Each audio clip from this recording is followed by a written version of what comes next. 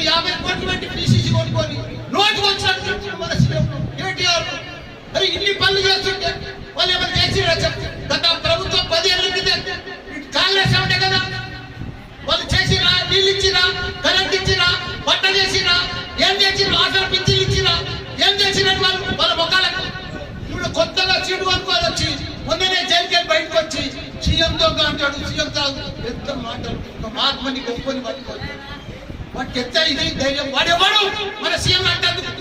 వాడు ఏమి ఇచ్చింది మనకు? వాడి ఆర్కేలు వచ్చింది ఒక దొంగ వాడు, ఒక తగులు బాగా వాళ్ళ అప్పుడు కాని వాడు మన సీఎం తింటాడు, మన కేటీఆర్ తింటాడు, మన ఆదుకునేటోళ్ళు తింటాడు. మరి ఇట్లా పెద్ద మంచి తింటే మనం ఎట్లుకుంటాం చెప్పు? ప్రతి ఒక్కరు ఖబర్దార్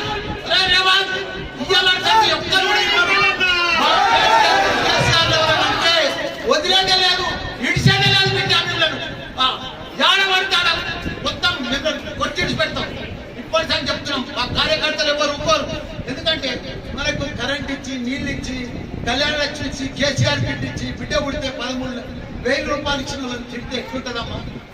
ఎవరు మా ఆడపడుచు కూడా ఒప్పుకోరు. చీపురు గంటలు తీసుకొని కొట్టాలమ్మా, మరి చూత తీసుకొని కొట్టాలి, చెప్పులతో కొట్టాలి. సొంత దుర్మార్గులను ఏదో కలబలు మాటలు మాట్లాడి అప్పుడే సీఎం అయిపోయినట్టు, అప్పుడే ఇదైపోయినట్టు, అప్పుడే ఏదైపోయినట్టు. 72 కాదు 2 సీట్లు కూడా గెలవలేదు. ఎందుకంటే కష్టపడుతున్నాం రాత్రి